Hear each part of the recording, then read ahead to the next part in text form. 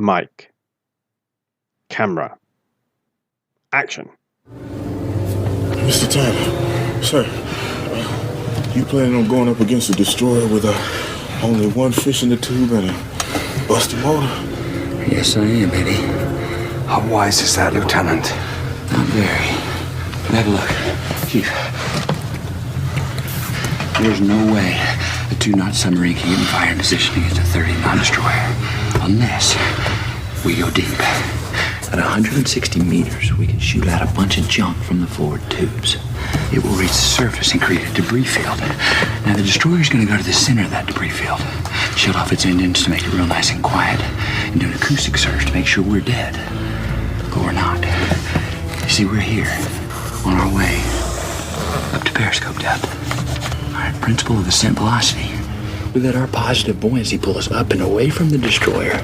And when we surface, we'll be showing it our ass at 700 yards. That is a perfect setup for a stern shot on a stationary target. Boom. It don't get much prettier than that. Hi, Mr. Tyler.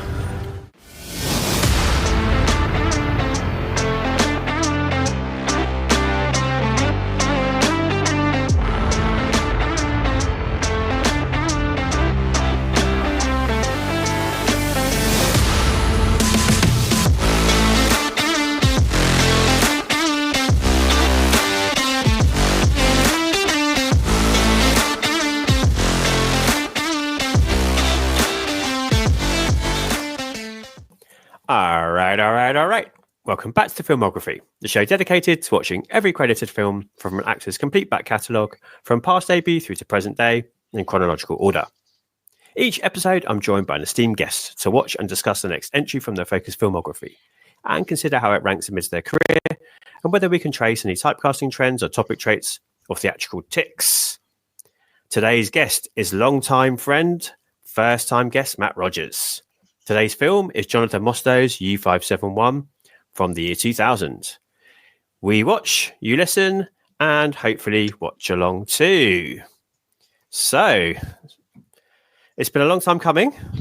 I've been trying to get you on the show since its inception, but you were less keen on my first actor of topic. So it's taken till, what is this now, episode 15 of season 2. But I'm glad you're here and joining me. Thank you. And there is only one reason why I'm here. It's because our history with this film goes back a long way to my Jack Black high fidelity style days working in Blockbuster Video. Yeah. And U-571 being released. And it is a little bit inside jokey, isn't it, that a customer came in and you were just randomly in the store. You were probably just hanging out like a peripheral, like a supporting character in the sitcom of my life. Yeah. And you were just hanging around in the store, and this customer had come in and he'd asked for U-571, and instead of asking for U-571, he'd asked for UB41. Okay. And I heard you chuckle straight away, and then that has just hung over us for years, hasn't it? Well, literally, so this is probably 2001 then, I suppose, depending on when this came out. When was this released? So 2000, so depending when it came out in 2000, so either end of that year. It would have been the good old days of extended release windows, none of this streaming in 2 weeks rubbish. So yeah, it would have been about 6 to 8 months later. And it was a film very much in demand, which upon rewatch, I can't understand for the life of me why. But then it does exist in a time when these films were made, and these films were still the kind of films that I would go and see. And you're not alone. I mean, a lot of people went to see this when it came out. If you look at the kind of box office, even kind of the review ratings from the time are all pretty high. Did it do about 70 million domestic or something like that? It might be a bit higher, but that shocked me. Because this for me felt like, you remember when what was that Cuba Gooding Jr. and Robert De Niro diving suit film, Men of Honor? Oh yeah, Men of Honor. Yeah. I don't think I've ever seen that. It felt like that kind of movie, and I remember that bombed. So I was very shocked to see that people had gone to watch this. But then, was it peak McConaughey? Was it? I mean, probably not. I wouldn't have thought, not considering the journey I've been on with him. I mean, we're about to hit rom-com era. Literally, the next movie is his first foray into that kind of world. So what's immediately before this? What are the last two films that you've looked at before this? Before this was Ed TV. Massive flop, wasn't it? Bombs, yeah. And the Newton Boys, which barely got a release. Don't even know what it is. Movie. Yeah, there you go. And Linklater. Yeah. Oh, it's just like wow. a Linklater gangster movie. It's not good. Okay. Before that, don't bother. Before that was Amistad, I suppose. So Spielberg. Even that ended up being quite mid, didn't it? Like not received in the way everyone expected it to. I liked it, I think, but I love Spielberg. So this is his biggest hit for quite a while. Hang on, I've got the stats here actually. So yeah, the last film that did anything like this kind of money was Contact. Okay. Which did do pretty well. Contact doubled its budget. It made 171. That did very well. When I was listening to your episode on Contact, I was surprised at how financially lucrative it was, considering how it's quite impenetrable. Yeah, isn't it? Yeah, and and a very cold film as well. But I love it. Everything you that discussion. I think everything you said, I'd echoed. I did love that. So yeah, Paul brought it to that episode. He was brilliant. So yeah, it's I don't know if it's the McConaughey factor. I mean, obviously Mostow. I mean, he's not a big draw, is he? Well, he just come off the back of Breakdown, which is great, which is terrific, and that's Kurt Russell, isn't it? Yeah. And it's weird though that he's gone from, because while watching this, I thought this suffers from Speed 2 syndrome because he's gone from doing Breakdown, which is like it's like vehicular, isn't it? It's a bit like Duel, isn't it? Yeah, it's a bit like Spielberg's Duel. So he's gone from doing that, and then he's chosen these submarines, and it's so slow and plodding.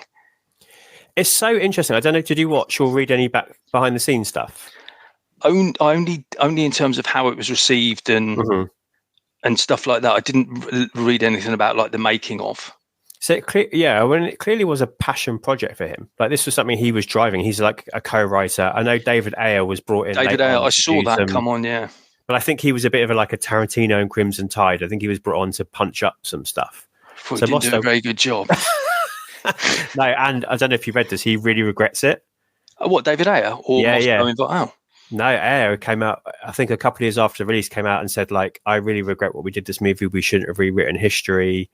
If I had the chance to do it over again, I wouldn't have made this like an American jingoistic, patriotic, we won the war type movie. I don't mind that stuff, but I remember at the time of release, it was all like, red top tabloids had all been like, oh, it's a disgrace. And I think even Tony Blair commented upon it. Yeah. At the time. And it's kind of... It came first in a list of most historically inaccurate movies in the Times, for whatever that stands for. It's utter bobbins, though, isn't it? Like historically. Yeah, I mean, nothing. Because the Enigma machine wasn't even on that sub, if I'm correct.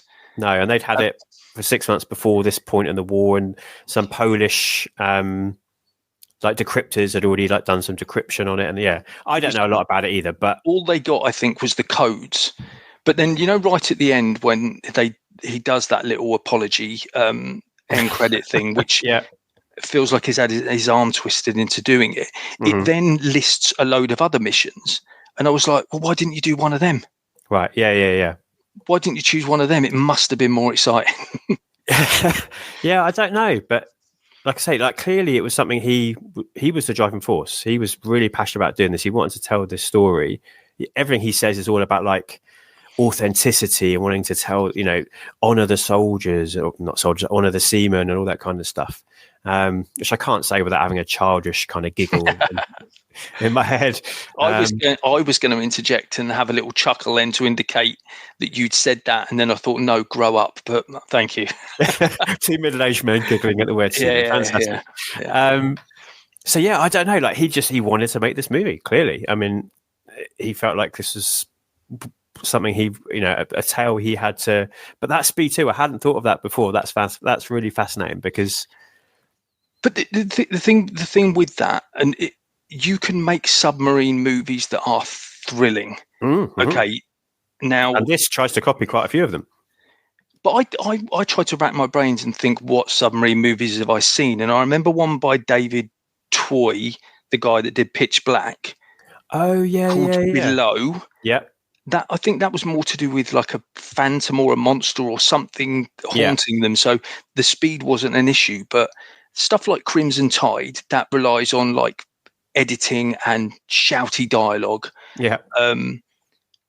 That's to like increase the excitement. And Das Boot is like that's claustrophobia. Yeah, that's claustrophobia in character. And I'm like with U-571. They don't do anything with it. No. They don't make the most of the fact that they've got this vessel that is like, I mean, the thought of going on a submarine is terrifying. But like this film, the sets they feel like sets. They do, yeah. It always feels like a tank. Oh my God. The bit when, Bill Paxton it's like he stood on the bottom of the tank saluting when he goes when he's drowning. Yeah. I'm like, you're clearly stood on the bottom of the tank. So yeah, I don't know. It really wastes an opportunity to make it tense, because without skipping ahead, this movie's tension free. I know, I agree. I think I watched Hunt for Red October and Crimson Tide as kind of like research around this. I really wanted to watch K-19 as well, but I couldn't find it anywhere to watch. It's not available online at the moment. Not on any of my various. It's not stopped you before. Yeah, times have changed, Oh, okay. That's Catherine Bigelow, isn't it? That is Catherine Bigelow, and Harrison Ford actually trying to do an accent. I've not seen that, I don't think, since release. So I really wanted to watch that as well, because I know that's got a bit of a bad rep. Well, it bombed. Has there ever been a successful submarine movie? Well, that's interesting, isn't it? The Yellow Submarine, how well did that do? Crimson Tide was a big success, wasn't it? It was, yes, of course it was. Of course it was. And I guess Hunt for Red October probably was, which is why we got all the other Jack Ryan movies. Yeah. But, and Das Boot, of course. But that's star power, though, for those two. Not necessarily Das Boot, but I don't know whether that, like, made us as big a splash as the other two. But this one, it still has stars. Like U-571, surely some of the reason it opened big on that weekend is because it's got McConaughey, it's got John Bon Jovi. Yeah. Got to talk about him. We do have to talk about him. It's got Harvey Keitel. Yeah. Bill Paxton. So it's got a decent cast. David Keith, not Keith David. Very different people. Who's the other guy as well? Like the no-neck meathead guy that comes on. Oh yeah.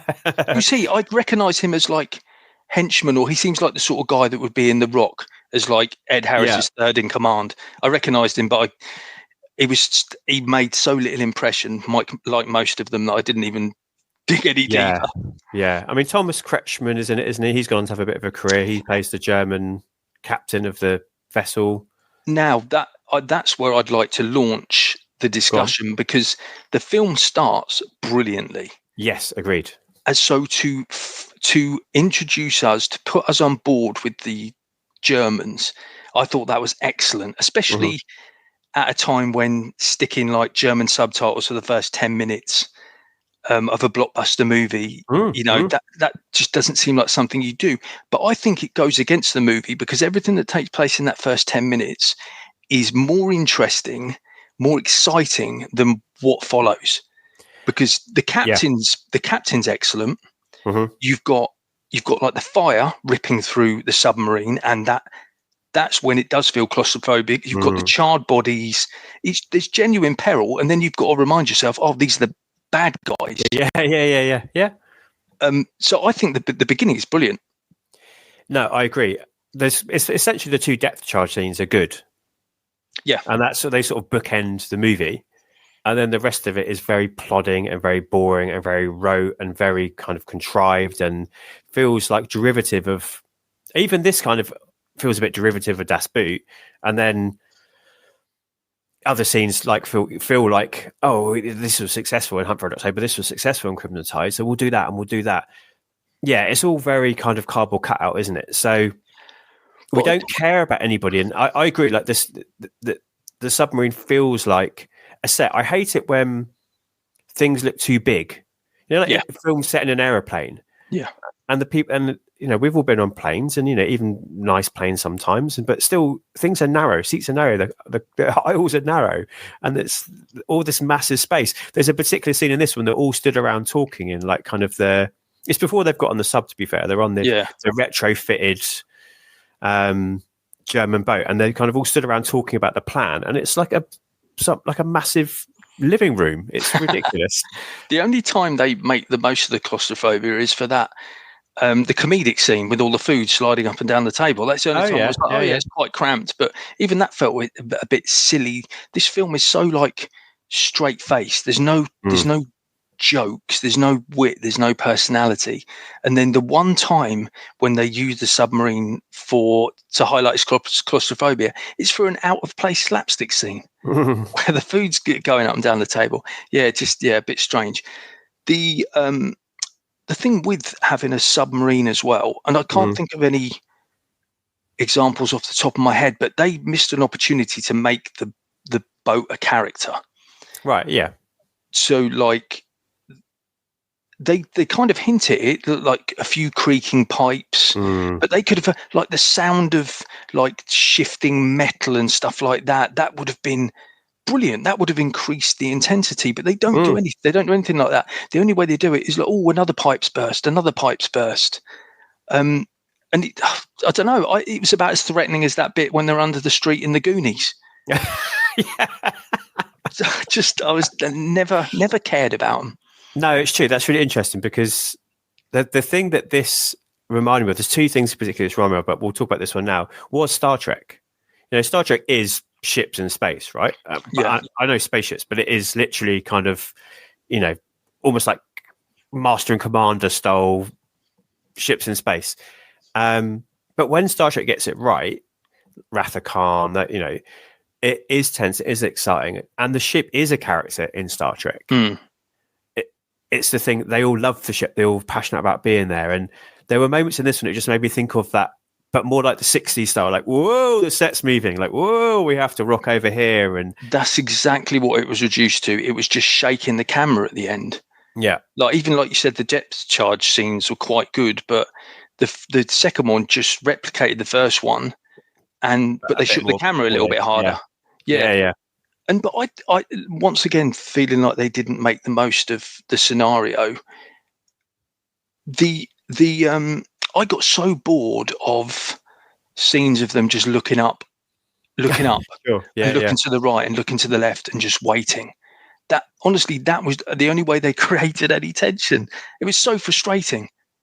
Considering, no, go on, sorry. Well, I was going to say, considering Jonathan Mostow has just come off the back of Breakdown, which is like proper edge of the seat stuff. Yeah, and we've got our own history of T3 as well. And, that's not a perfect movie by any stretch of imagination, but has really good forward momentum. That movie doesn't it starts and never stops. And has the only time it does stop, that's it. The only time it does stop is when it has that 10 minutes of brilliance that I'll always defend that film for. So when you're doing a podcast on Arnold Schwarzenegger, I'm coming on for Terminator 3 because I love that movie. So it is weird. This is like bookended between these two like narrative propulsive movies, and here it's just the looking up thing. And thinking about the sub movies I've watched recently, Hunt for Red October and Crimson Tide. You mentioned Crimson Tide. It's all about the monologues. It's the dialogue. Crimson Tide is really silly. I'm in charge. Now I'm in charge. But now I'm in charge. But now I'm going to be in charge. It's like, it's so ridiculous of what's going on in that movie. But because the people driving it, Gene Hackman, Denzel Washington, are so commanding and so good, and the monologues, the script are written so well, you buy into it. You buy into the kind of conflict and how that's causing tension on the ship. Hunt for Red October, that kind of button pushing narrative propulsion you get in a lot of movies, but like, we have to do this by then, otherwise, oh shit, the world's going to end. That should be here in this one as well, but that they needed something to add some tension. This is like, we've got this device and we need to get somewhere, and there's one boat kicking about trying to stop us. I think what he's aiming for, and what it reminded me of, is those films my dad flicks onto on a random digital channel, like traditional, like rigid, like kind of dull. And if he was going for that, then he absolutely nailed it. If he was going for one of those, I'm not going to name check any because I can't remember them because they all bleed into it, but it's all those proper, Tilda Pip, come on, up Periscope, that kind of thing. But doing it like that, like you said, he wanted to go for realism. I just think you waste like somebody like McConaughey. Mm-hmm. Because but he's the draw for this. At the time, I'm sure I'd go and see it because of McConaughey. And he's a complete non-entity. Everything that we like about McConaughey now just doesn't exist in this film. There's nothing. No, it's true. And, you've hit the nail on the head. That is exactly what he wanted to do. Like, so in the behind the scenes stuff, he's talking about wanting to make kind of a old fashioned throwback movie where kind of stiff upper lip, that kind of, as you said, in the face of adversity, staying strong or being steely. And it was literally going to be a question I was going to ask you. Like, that's what we went for. Did he succeed? Well, yes, I guess he did in your regard, in that feels like that kind of movie. But should he have done that? Probably not, because it doesn't work in, I'm going to say modern, because I'm still going to call 2000 modern, in the modern era with the actors that he's cast. But it's weird because, do you know what it also reminded me of? And this might have just been the score, but you can do something like that with Band of Brothers. Yeah. Because the Band of Brothers theme, that do, this had a really strange score that would come in, and I thought, what are you going for, like Michael Bay here with that kind of score? It just didn't sit right with it, because it didn't echo like the people or the events that were going on. So that's really interesting. I'm totally in line with you. I wrote down it had like a late 90s thriller score, or like mid to late 90s thriller score, like you're right, like almost like a Con Air style. It didn't fit at all. It had that jingoistic edge to it. I was just looking up the composer because I thought the score was awful. I mean, other than this, he's done Three Ninjas. Classic. Remember that movie? Yeah, classic. Three Ninjas got sequels as well, didn't it? It did. He did Three Ninjas Kick Back as well. Don't you worry. He came back for it. He did Surrogates, that Bruce Willis movie, I think. Yes, that was. We realised he's like a clone or something. Is that Mostow as well, though, isn't it? Ah, okay. He directed that, so there you go. But not much else, really. But yeah, that was. I felt like, are they doing that because they know the film's flat, so they need to, I don't know, they need to get some kind of emotion in it and some kind of like Clint Eastwood style, like you say, jingoistic flag waving anthem that can go with it. But that just didn't sit right with the film as a whole. So yeah, on McConaughey being a non-entity, I watched this twice in the build-up to this. I'm so sorry, and as you've made me do worse, and I still couldn't tell you anything about him. I was like his motivations and like the fact he doesn't get the captain, like he doesn't get given his ship and stuff, and they really set that up to be like the Maverick moment, don't they? And I mean, I want to talk about John Bon Jovi being this film's goose as well, because they set the party. So they set it up with the party, which starts straight after One of them just got married, haven't they? Oh, is that what the party's for? Is it not? Again, maybe I'm conflating them. I don't know. I just thought it was they're offshore. Oh, okay, yeah. All so right. they're having a chill out party. I don't know. I might have missed. No, you're right. That's Crimson Tide, where the guys just got married. Yeah. So you're like, he's gonna die. But first of all, he walks in. Well, he's read his letter in the car, his rejection letter, and then he walks in, and no expression has changed on his face. And then John Bon Jovi steps in, and he's like, this is my best mate. And I was like, okay, all right, okay, that's fine. We've got somebody that's going to care for him. There's a relationship there. And then he goes over to the table, and a woman goes, "Where's your date? It's not like you to not have a date." And it's like, okay, you're painting a picture of someone. I'm not seeing him. Right? Yeah. I'm not seeing this charming playboy who has a different woman on his arm at every party, or somebody who'd be John Bon Jovi's best mate. So and that's never. Like, even when we'll get onto John Bon Jovi and his fate, but it's never a thing. Like, their friendship is never anything that you can cling on to. Mm.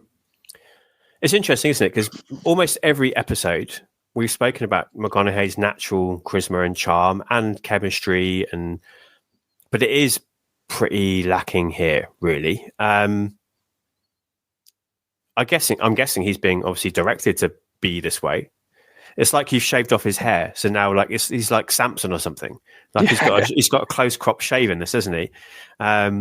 He's lost his kind of McConaugheyisms along with his hair. It's weird. Yeah, he's just very stoic, isn't he? He's very like immovable, as you said. Like expression doesn't really change. I mean, his arc is he's a nice guy and his crew like him. But why do they like him? I'm going to now by the end, I'm going to send the guy to his death. That's kind of his arc. But it's a shit arc, don't get me wrong. Like Chekhov's sacrificial lamb kind of thing, isn't it? It's like you can't be a captain because you'll always put your men first. Yeah. And then he doesn't. He puts the mission first by the end. That's as much as we get, isn't it, really? It is. It's really it is so frustrating because in any film, I'm looking for somebody to root for. It's like I will, like referring to Maverick and Goose, even the references to Goose in Top Gun Maverick set me off crying. Oh yeah, 100%. Yeah. So I'm kind of like, if you establish in this film any camaraderie between any of those crew, I'm going to get upset if one of them gets his head blown off or he sacrifices himself. But because I can't tell the difference between not Alan Cumming, who's that guy who's not Alan Cumming in it? You know, the one who speaks the German translator, who looks like Alan Cumming but isn't Alan Cumming. What is his name? Jake Weber, and not Lee Evans. Do you know who not Lee Evans is? Jack Noseworthy, the guy that's also in Event Horizon. He's the translator guy, isn't he? The guy that grew up on the farm. Yeah. So all of these people I had to give my own names to because the script isn't doing it. And then even, you know, at the end when he sends the guy out, like the sacrificial thing, and those moments in films of anyone drowning are terrifying. Yeah. Charlie in season 3 of Lost, spoilers, that moment is heartbreaking because it's drowning and because it's Charlie. So essentially, when he's sending someone back to do this, knowing that they might not come back, I should care that kid isn't going to come back. But the fact I couldn't point out that kid in the lineup, and the fact the tension in that scene is akin to somebody trying to do a challenge in the Crystal Maze and, you know, and failing, and their punishment's an automatic lock-in. I'm like, that's all right. They'll buy him out with a crystal in 5 minutes. It's just, it undermines the entire film from top to bottom, all of them. Even Paxton. Yeah. Paxton's superb all the time. Here, it is like he's, I don't know, CGI. All of his speeches are so monotone and there's no passion behind them. And I found that very disappointing because, like, Michael Bay, love him or loathe him, when he does a big ensemble like that, you care about the characters. Yeah.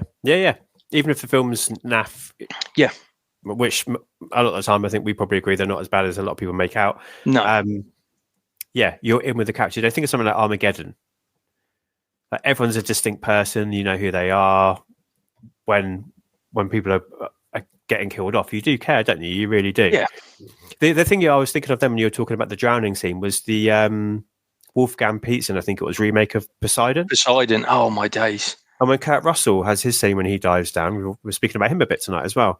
The way that's handled and done, that jumped into my head as you were talking, like really effective, really like harrowing in a very kind of average, to average movie. But that scene really works. So you're right. There is no tension. We don't really care. It's a red shirt. It's just another Star Trek reference. It's a faceless guy who, and what we're supposed to do is just understand, well, this is good for McConaughey's career. But even that bit where this is his big moment where he has to tell, because it's the thing where Bill Paxton says, are you prepared to sacrifice your men? And then flash forward, this is that moment. He's going to have to tell him. And exactly the same plot line as Denzel Washington in Crimson Tide, by the way. Exactly. But you think, okay, this is where McConaughey's going to do his big speech. And he just basically goes, you got to get in the tube. And I'm like, oh, okay. All right, Captain. And it's, it's just, I don't know. He must have been instructed to be like that. Yeah, I guess maybe Because even at the end, he never has, unless I missed it, there's never a moment where he kind of he never has his crying in the chair interstellar moment. There's never a moment where has any self-doubt. No. Is there? I don't believe there's no inner conflict in the character, essentially, is there? Because he always thought he should be doing this job anyway. I guess the only moment is when, speaking of Bill Paxton again, when the ships, because the initial plan is to get on U-571, get the Enigma machine, and then get back to their disguised German it's not a German U-boat, some like rescue boat, isn't it, or something? And that gets blown up by the actual German rescue boat, doesn't it? So and that scene's good, by the way. Yeah, well, we'll come back round to John Bon Jovi here, won't we? So then they have to use the U-571 to escape, don't they? And like you say, it's been damaged and crippled, and it's in a bad state. And so I've sort of lost my train of thought here. Yeah, he was sort of believed he was right to do this job, didn't he? I suppose. Yeah, but we never get any. I just feel like we never get any like idea of who he is. No. It's just that one moment, isn't it? It's like, do I leave? Do I go? Now there's only 9 men and I've got loads of men in the water. That's the moment, I suppose, where we see the only bit of dilemma from him. And then, isn't that when Paxton's going, stood on his box going, go. Yeah. But there's just like a little moment, isn't there, of dilemma of him like, I don't want to because all these men are going to die. I remember this scene as being different as well. I don't know. Well, hang on. I think they've changed it because I was under the impression that John Bon Jovi's head came off. Me too. Now they re-edited it. Yeah, to not be an R rating. But does that mean when we initially saw it, the UK version had him being? It must have been beheaded. Because I remember that being a thing that everyone was like, "Oh, John Bon Jovi gets his head blown off." So, and in this, it's kind of. I'm kind of glad nobody wants to see that, but because it's John Bon Jovi, but. It's just an explosion. He's gone, and then not only is he gone, he's not really referenced. Then you don't see Matthew McConaughey like holding a picture of the dog tags of Slippery When Wet. It's John Bon Jovi, by the way, with a tear rolling down his cheek. That's forgotten. And remember, at this party, this is my best mate. Yeah. There you go. Yeah. So I thought also we saw survivors getting gunned down by the Germans. But am I conflating that with another movie as well? What? No, I think some that got up on the boat where there was shooting. Like there's survivors, and they're like, yeah.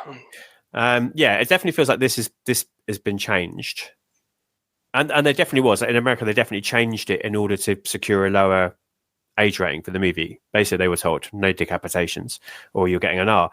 But this feels like the only scene, as you were talking about, like where there's any kind of like inner character conflict, but it's very little. And you're right, all these moments have been missed. Like, why doesn't he care that his best mate's gone? Or even if it is just one moment aside with Harvey Keitel saying like, I'm going to grieve later, I've got to focus on the mission, or I've got no time to grieve. Yeah, exactly. Yeah, it just takes a line or two, doesn't it, to fix this and to make it feel like his character is suppressing these emotions in order to become the man he's supposed to be and be the captain. And so it is a script thing maybe here is a problem.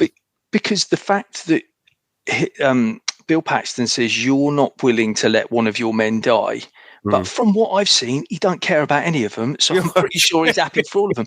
The only one that he's shown any kind of send-off is probably the most annoying character, and that's the one who starts shooting at the plane. I can't remember his name, but he's the only one where there's like even a modicum of grief about him. And I'm like, he was the worst one. About John Bon Jovi. Yeah, I'm going to stop talking about John Bon Jovi now. But yeah, the character's huge problem. Huge problem. It's interesting because what was that? What did Air do? What was he brought in to do? So these two guys wrote it initially, didn't they? So Mostow wrote it alongside. Let me get his name up. Sorry, another person I've not really heard much of. Sam Montgomery. News to me. And then A wrote is we think, and it makes sense that he's been brought in afterwards to kind of to polish this turd. So if adding in action scenes, adding in normally this is to beef up the dialogue, right, or to add an element that wasn't already there, jokes to characters. Yeah, But did he invent the Harvey Keitel character, maybe? But even Harvey Keitel, I kind of kept forgetting he was in it. Yeah. Because basically all he does is come in to go, "Oh, Mr. C. Oh, I'm he goes by Chief in this, doesn't he? Yeah. So he's got some long legacy, but now he's like the experienced guy who's in a lower position. He's got all the wisdom, but none of the kind of like prestige that goes with it. Bit of a quint. I thought they wanted him to be a little bit of a. He's. Yeah. But yeah, he once again he made zero impression, and it was also hinted as well that he had a relationship with McConaughey, and he's like, why didn't you at the start when he's like, why didn't you tell me? You must have known all along. I was like, oh, okay, we're going to get into some father-son thing here, but no, nothing at all. It is all one-dimensional, isn't it? It's just people saying lines in order to get to the next part of the plot, really. But I mean, what little plot there is. One of the things I wrote down is that when I was watching it in the second time, and my kind of attention was slipping away, it sounded like a radio play. If you listen, if I was listening to it, and I go, "This sounds like it's going out on Radio 4 or something," because all of it was all like mechanical speech. Like even I know they're on a submarine, so they're all doing their kind of naval lingo, but it was just so. Use the word impenetrable again, but it was like all the dialogue, none of it. If David Ayer was brought in to add life to it, he didn't do it to those exchanges because they were just so dull and. Yeah, I mean, they went in line with the rest of the film, so yeah.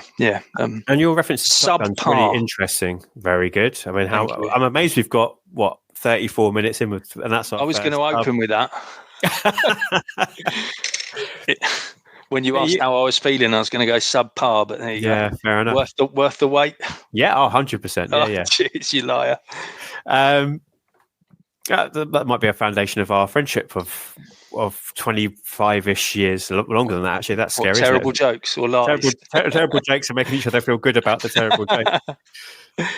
Good friend.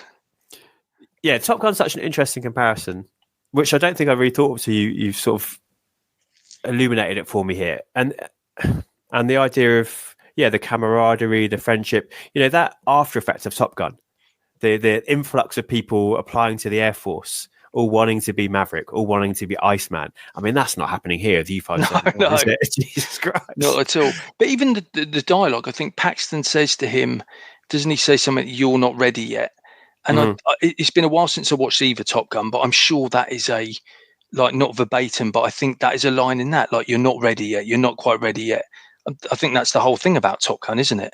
Yeah, essentially. Yeah. Even when he's old, he's still not quite ready to do what's the right thing to do until the end of that movie. Yeah.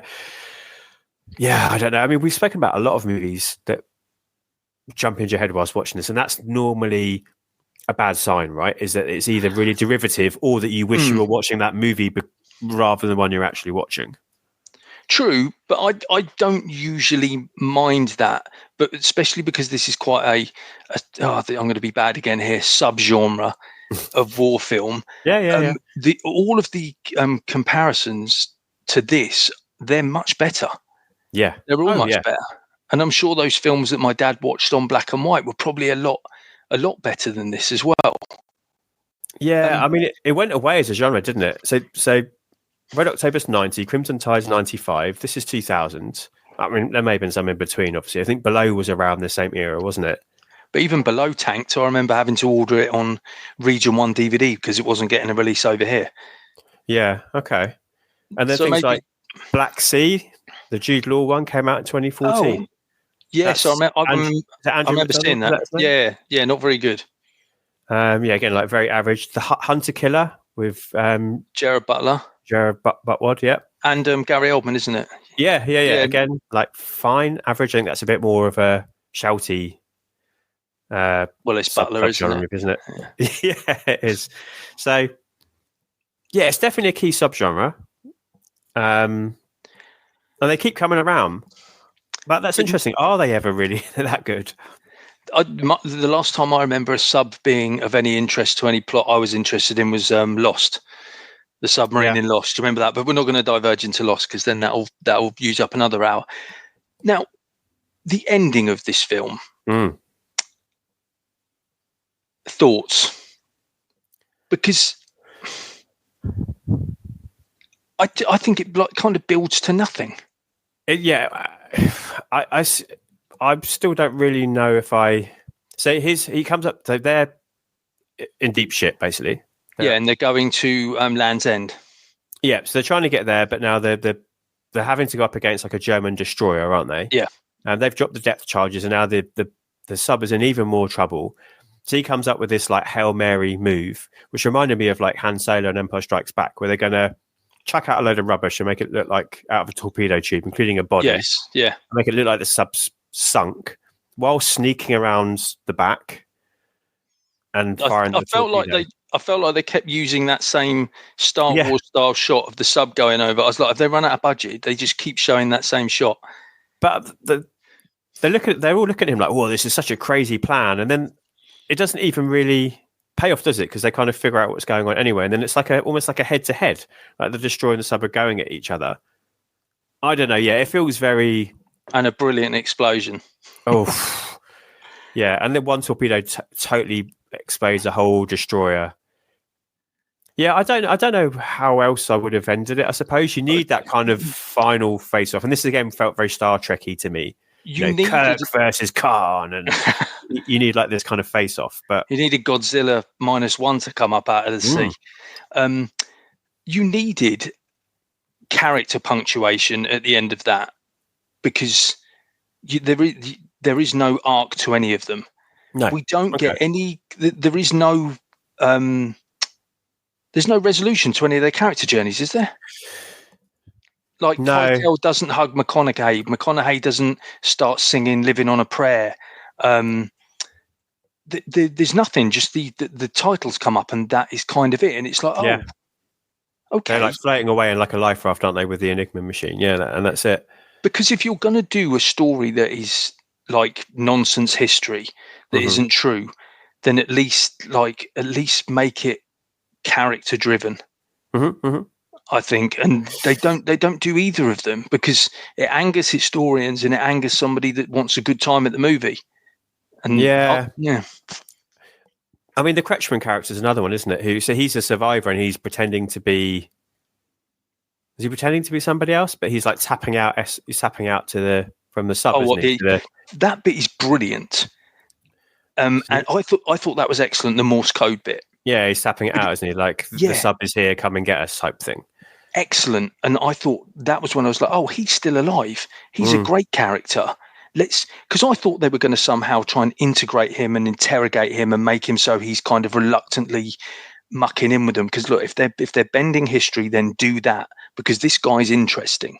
Yeah. Okay. But he needs to be like a reverse McLean. He needs to be like sneaking around the sub, doing stuff against them, and 100%. And they hint at that with the Morse code, but then they stop it straight away. Some guy over all that noise in that sub goes, someone's doing Morse code, mate. Yeah. So they go and just bash him on the head, and it's done. That's Notley Evans, I think.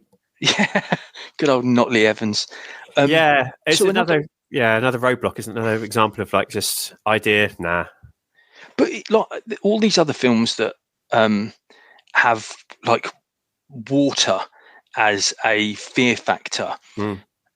Okay, it's even something like Avatar 2, whatever it's Out of the Way of the Water, right? I'm not his biggest fan, but the ending of that, the use of water, right? You've seen it, yeah? Yeah, Rising through the ship, incredible. And I know Cameron's operating under a different level, but that's incredible.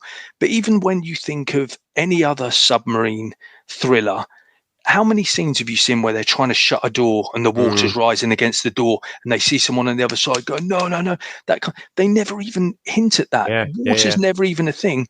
The water spurts out of a pipe, and that's it. That's the level of threat. It's so many strange narrative choices when they could have made this like genuinely terrifying. Yeah, I agree. I was just trying to think about other fixes, in terms of that the German captain character, like in Saving Private Ryan, when Tom Hanks chooses to let the German soldier go, and then later on his soldier ends up shooting him. Yeah. Could we have let Kretschmann go, and then later on he's on the German boat, and now we've got I should have never let you go, and brilliant.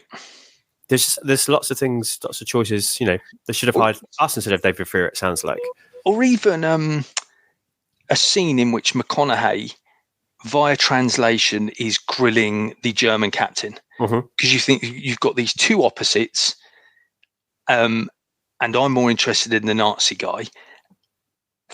Why don't you have them have a showdown? They just pass up the opportunity to do that as well.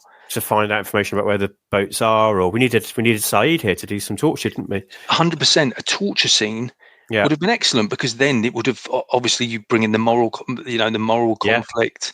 Oh, that would have, we should have written this. Absolutely, we definitely would have done a better job. Yeah, it's a shame. I mean, it sort of cements McConaughey, doesn't it, as a leading man? I think he is the central figure. I'm not trying to say it's his best performance, but it certainly doesn't push him forwards anywhere, does it? Not for his career progression. It's about as slow as the movie itself, isn't it? 100%. It's it completely wastes who he is. And even if you're going for a more, even if this is meant to be a more serious role for him, off the back of something like Ed TV, which I haven't seen because I was a Truman Show guy. That's a bit more goofy, isn't it? Isn't he a bit more? Yeah.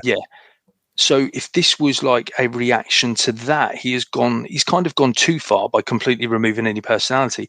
Whereas he could have been morally conflicted. He could have had something in his past that he'd made a wrong decision that had led to the death of one of his crew. And that is why A, he hasn't been given his own ship, and B, why that decision he has to make at the end is loaded with emotional weight. But no. No, it's all, don't want to assign blame, but it's all coming kind of, it's top down, isn't it, really? I mean, for a guy with his kind of level of charisma, I think, and that he's shown it, even in the, I've watched some bad movies that he's been in. Do you know what I mean? I've watched Scorpion Spring, but I saw that. But even in that scene, he's charismatic. Do you know what I mean? He's pretty good. But I'd have had him in the party scene. I'd have had him, if they want to riff on Top Gun, have him sing a song. Do some sort of chat up move, or have a flirt or something like that, or take the mick out of some of his crew just to establish that bond. Yeah. But he just threw in an utter mood. If he was my captain, I'd have been hopping straight onto the U-571 with the bad guys. Take me away with your typewriter. Yeah, I think I can feel where this one's gonna land, but we'll get there. It's weird though, because I did have I was looking forward to watching this, just because I love I love mid movies that don't get made now, like mid-level adult movies. So I was like, oh God, this harks back to a time when this kind of stuff got into the cinema, and now I'm like, oh, thank God it doesn't. Yeah, I mean, it would never make it now, would it? I mean, this is a director streaming movie all day now. Well, the last submarine movies just popped into my head. Go on. Tom Hanks. Oh, is it Midway or something? Greyhound. Okay, Midway. What's that? That's something different. Is that? That's the thing. A battleship movie. Is that Aaron Eckhart or something? Medway. I know it was a. I can't remember who directed it, but it's a battleship kind of thing, wasn't it? Yeah. I've not seen Greyhound. It's okay. It's just Tom Hanks being Tom Hanks, but he's on a boat. He ain't Captain Phillips, so it's not very good. And it was one of those Apple original films that bypassed the cinema. I think it was COVID related, but it bypassed cinema, ended up, and that's kind of, I guess that's a little bit more thrilling than this. But that just popped into my head as a recent example. No, the thing that I said Star Trek, and there's one other thing. The thing this most reminded me of, other than those kind of moments when they're on the bridge in Star Trek, was an episode of Angel. Oh, you're going to deep dive here. I didn't watch Angel after season 2. But so in season 5, episode 13, there's one which is called Why We. Here we go. Of course. It's called Why We Fight, and it's not a great episode. It's what I would probably call a filler episode, to be honest, where we get this flashback of Angel being forced by this new American initiative, I think, which is meant to link to earlier Buffy stuff. But anyway, to go on this mission. So basically, they sink him. They know he's a vampire, so they sink him in the sea down to this sub. Yeah, and he gets down there and he's trying to help the American crew escape, essentially. Like it.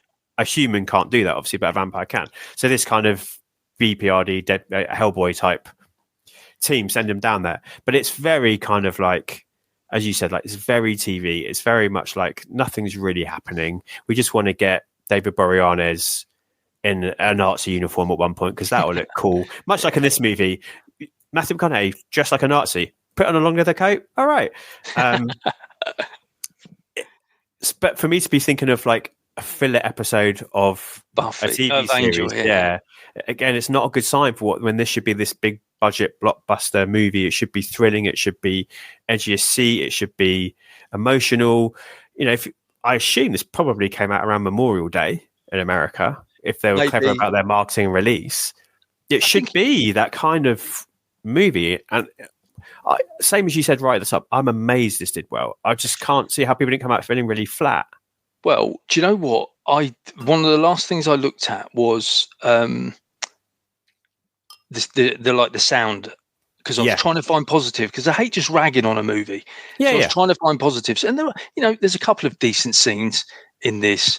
And the sound is okay, but I still think they could. The fact that this won the Academy Award for Best Sound Editing, I'm kind of surprised at that, because even though it was probably one of the most effective things about the movie, I still didn't think it was that great. Like I said, I feel like they could have done so much more with the threat of the ship falling apart. And even, like when they're dropping the bombs outside the submarine, the depth charges, I thought, and I don't understand the science of sound you hear under water, but I thought they could have done that so much more inventively. Like it could have been a bit like, in the Last Jedi, when the ship explodes and it's the silence and it's a beautiful shot. And I thought, do some stuff with that. We spoke about Attack of the Clones before recording, the sonic devices that Jango Fett shoots off towards Obi-Wan Kenobi. 100%.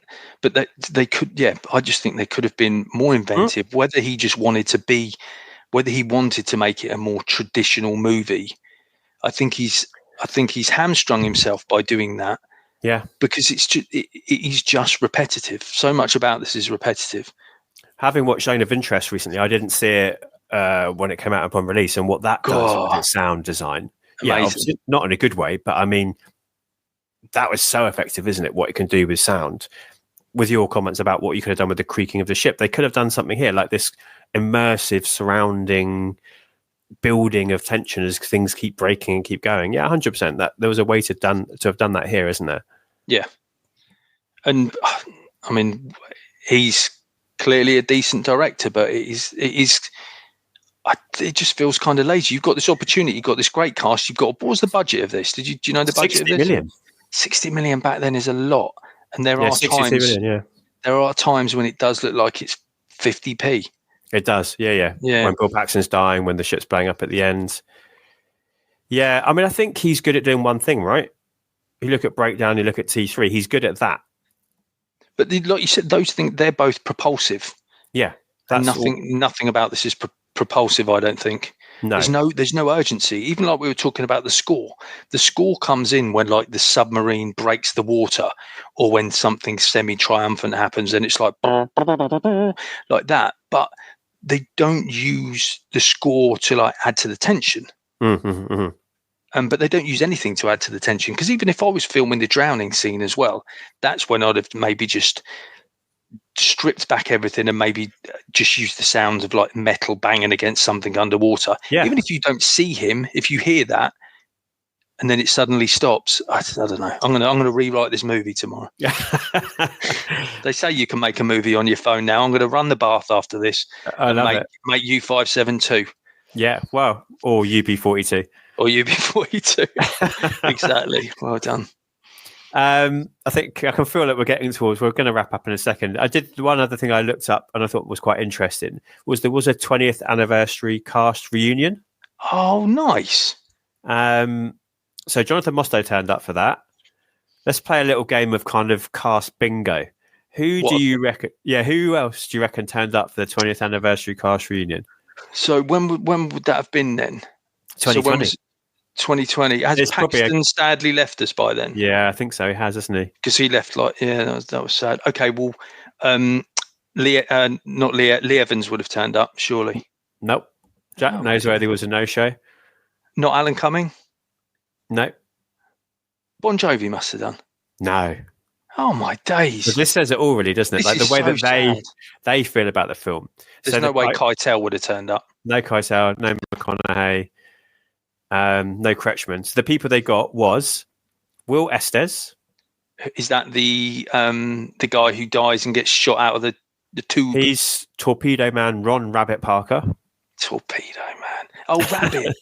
Do you know what as well? That was, they did try and introduce a few nicknames that never caught on as well. There was Rabbit. There was another one as well. And I was like, oh, you're using them too late in the film for me to care who their nickname is. There we go. Tank is surely Polo Neck guy. Muscles. Yeah, he's the guy who's like doing all the fixing back in there. Okay. Yeah. I liked him. If they redid it now, he'd probably be played by I'm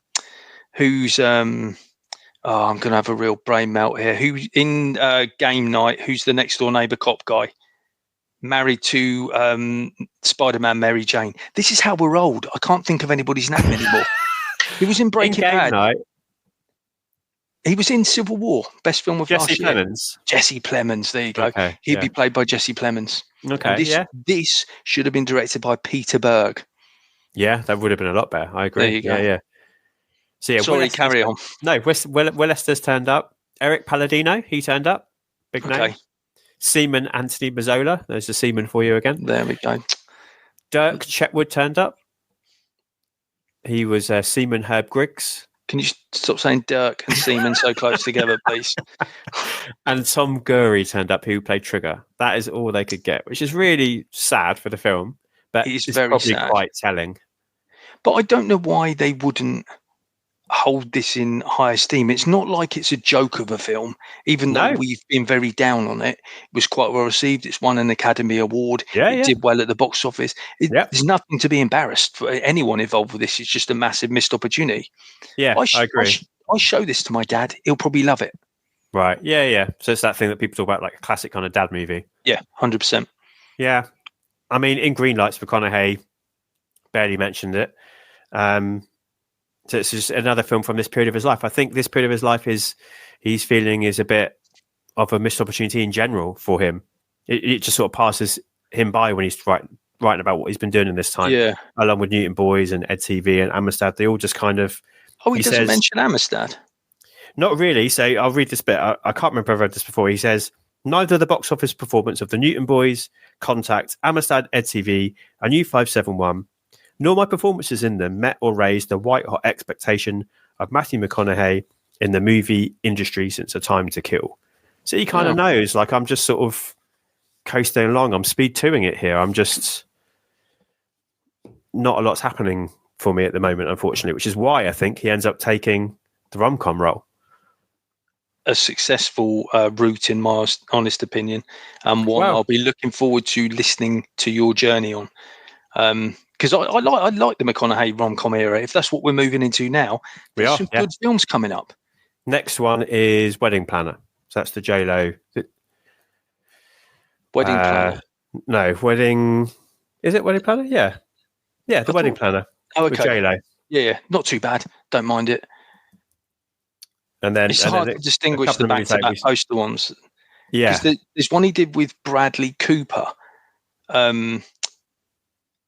It's post How to Lose a Guy in 10 Days, which is the pinnacle. But he did another one called Failure to Launch. That might be Failure.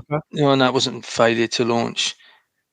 It's another one I ordered from DVD in America. Maybe I've got my McConaughey's mixed up, but I think it goes to Girlfriend's Past. That was with Jennifer Garner. Yeah, and that was kind of the end of his rom-com thing, wasn't it? But that was quite successful. That's the one that broke him, and he was like, "Fuck this, I'm not doing it anymore." Michael Douglas is in that as well, isn't he? Oh, yeah, he might be actually. I'm sure he is. Yeah, look, I might be completely messing up my McConaughey thing, but for me, McConaughey comes back, and you'll get to this. And sorry for jumping ahead with the Lincoln Lawyer. The Lincoln Lawyer is his return for me, and that is brilliant. Yeah, and then he starts hitting a really good run. Then it's like Bernie, Killer Joe, Mud, Magic Mike, and then we get Dallas Buyers Club, Wolf of Wall Street, and True Detective. So that little run there is just phenomenal. When am I coming back? I'm True Detective. I think I'm down for. Am I? You're True Detective, and you are. What else have I got you down for? Which I'm so looking forward to rewatching. I absolutely love that show. That's peak TV. TV in terms of it being event TV, not in the way Lost was. In terms of it feeling like cinema, I don't think it's matched that first season of True Detective. Yeah, I think that's probably true. Maybe the closest thing, adolescence we were talking about before we started recording as well. That's kind of maybe that kind of water cooler, but also people can't believe how it was made for TV. That's maybe something that's close to it now. I don't know. But Kubo and the Two Strings is the other thing I've got you down for as well.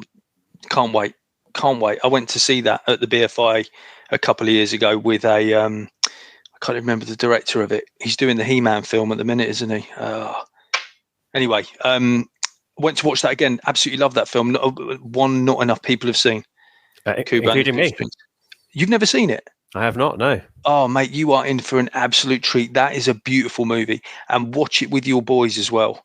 Yeah, I think I'm going to save it until we get to it, and it's going to be like a fresh watch for me. Yeah, it's magic. It's like you being a family man as well. That'll hit you in all the right places, believe me. Which is what U-571 didn't do.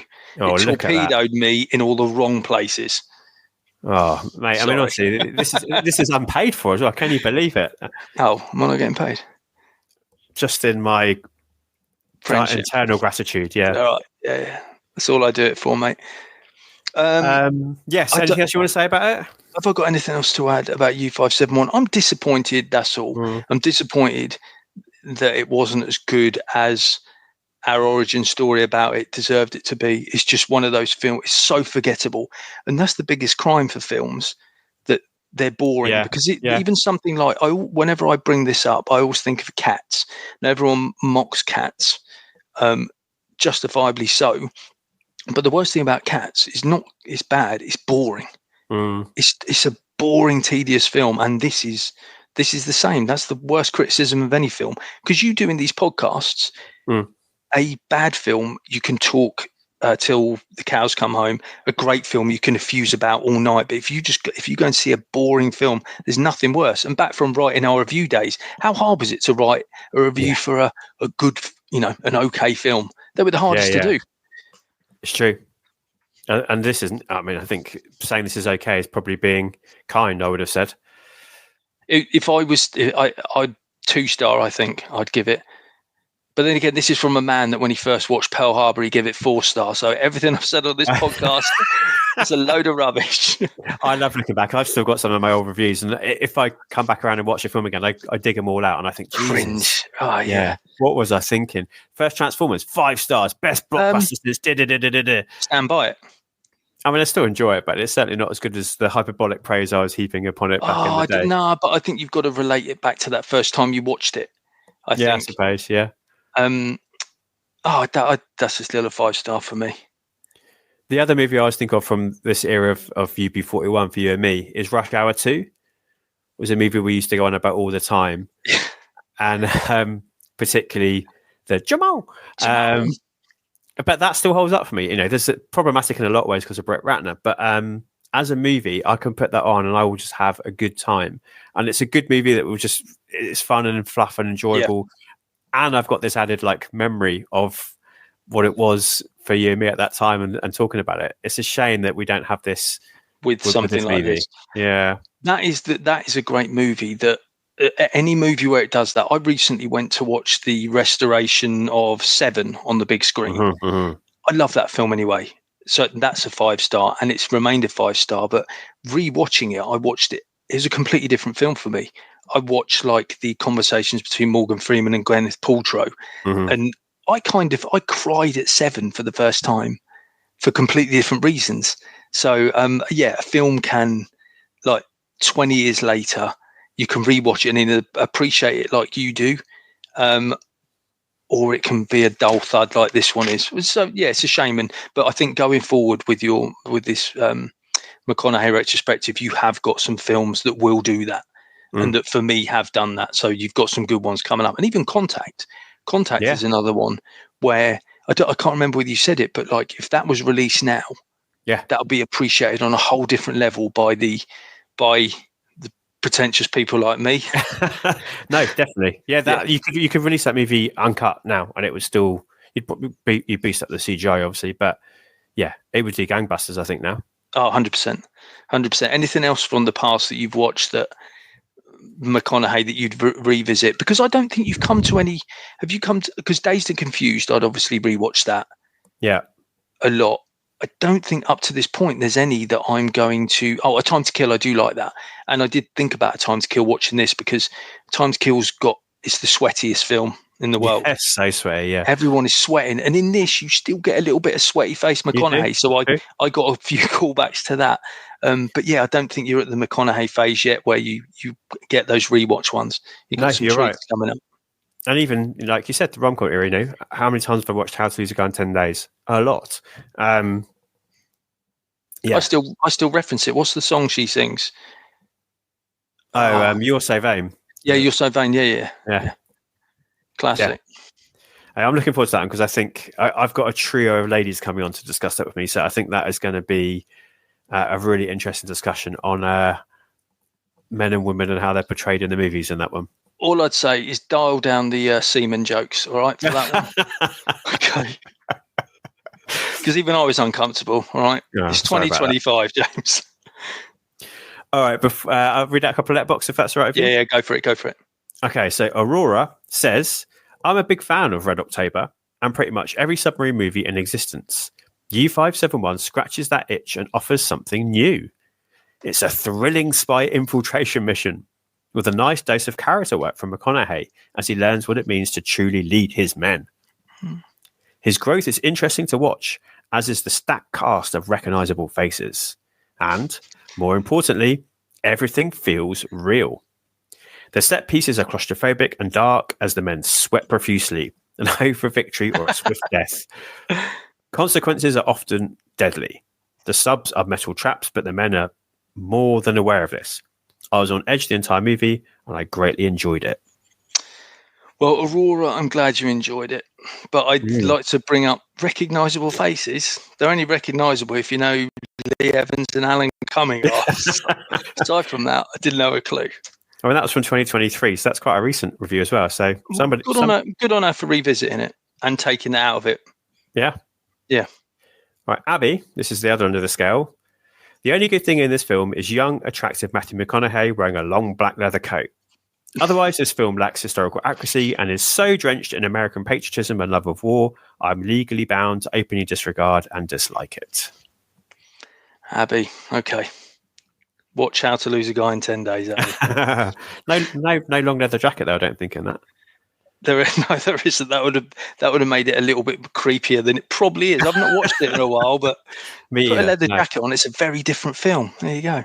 I sort of think of it as being like Equal Opportunities creepy, but yeah, the rewatch is going to reveal a lot. I think about that. Be interesting. I hope that film doesn't fall foul of like historical reappraisal. I hope it doesn't. I hope it still maintains its charm, and there isn't anything like that about it. It will be. That'll be interesting. Yeah, that'll be very interesting. Yeah. All right, one more last review. I don't know how to say his name. Zibechi, I think. Zibechi. U-571 is more corny than K-19, but it's also more riveting. That's why I wanted to watch it as a comparison. This movie is wildly inaccurate.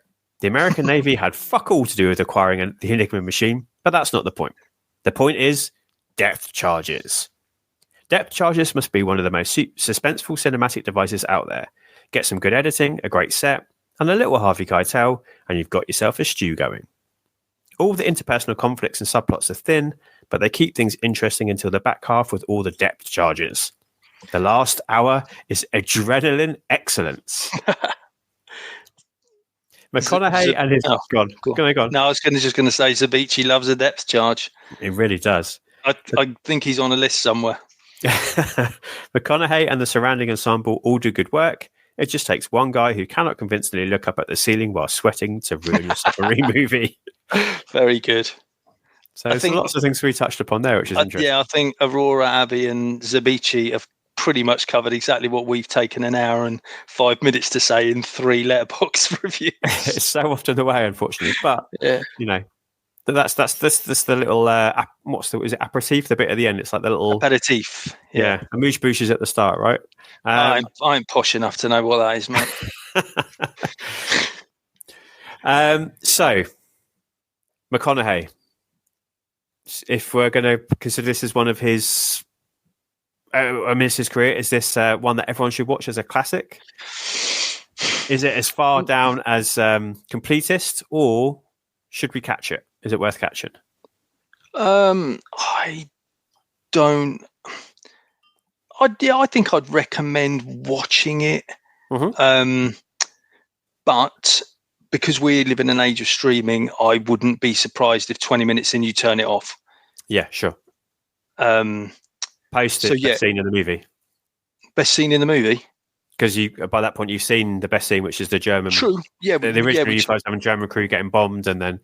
I think you'd go a little bit further, because I think you watch it in the hope that the things that are suggested are going to pay off. But then when you slowly realise, like Zabici said, that they are just sweatily staring up at the ceiling or off to the right of the camera, then you're like, oh, how many times are they going to do this? I actually said out loud, how many times are you going to look up?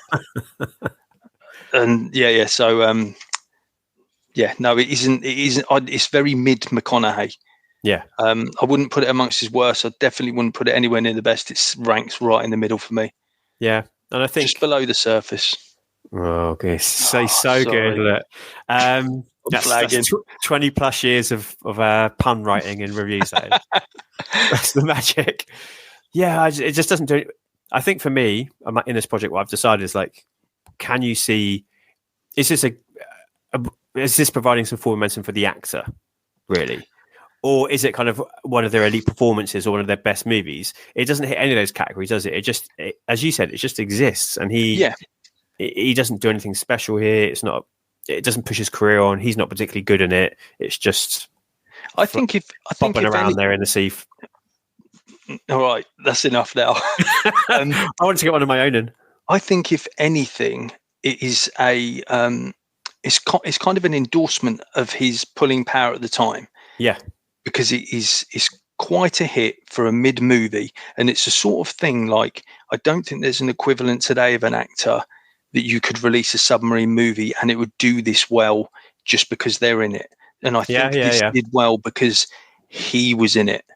Yeah, that's interesting. So I think it's an endorsement of what his pulling power at the time and how people thought this kid's going to be good, because A Time to Kill, he rode that wave for a little bit because that was terrific. Yeah. But, I don't think this could exist now for many reasons. And I'm trying to think of a McConaughey equivalent for now. Like, I don't think if you stick an Austin Butler in a submarine movie, it does over like 15 million at the US box office. I just don't think it happens. I'm going to go and watch an Austin Butler submarine movie. Whereas all that time ago, I'd have gone, Matthew McConaughey, UB41, see you at the box office. There's no better way to go out than that, mate. Lovely, thank you. Periscope's down, yeah? All the way. All right, mate. I'm sinking here. Bro. It's been a pleasure.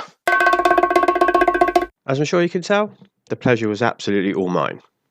Well, and hopefully yours too, listener. As I said at the top of the episode, I've been keen to persuade Matt to appear on the show for years, and I think that discussion proves why. Insight, puns, and inside jokes. He'll be back. So all that leaves is for me to say thank you once again to everyone that is listening and partaking in this journey with me through the reconnaissance. That was U-571. Next up in a fortnight, I'm going to be joined once again by the hosts of This American Wife podcast, Tim and Amber, to discuss Eminem's transitory performance in his first true rom-com as Steve Edison in Adam Shankman's The Wedding Planner, for those that are watching along. Until next time, be excellent to each other and make sure you take the time to treat yourself too. I am Jack signing off. Yippee-ki-yay, movie lovers!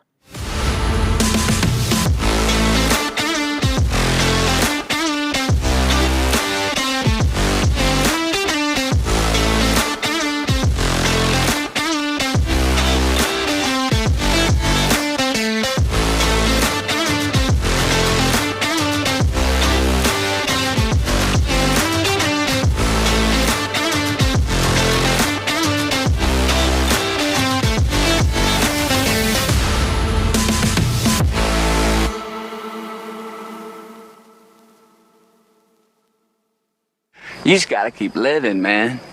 Livin. Cut.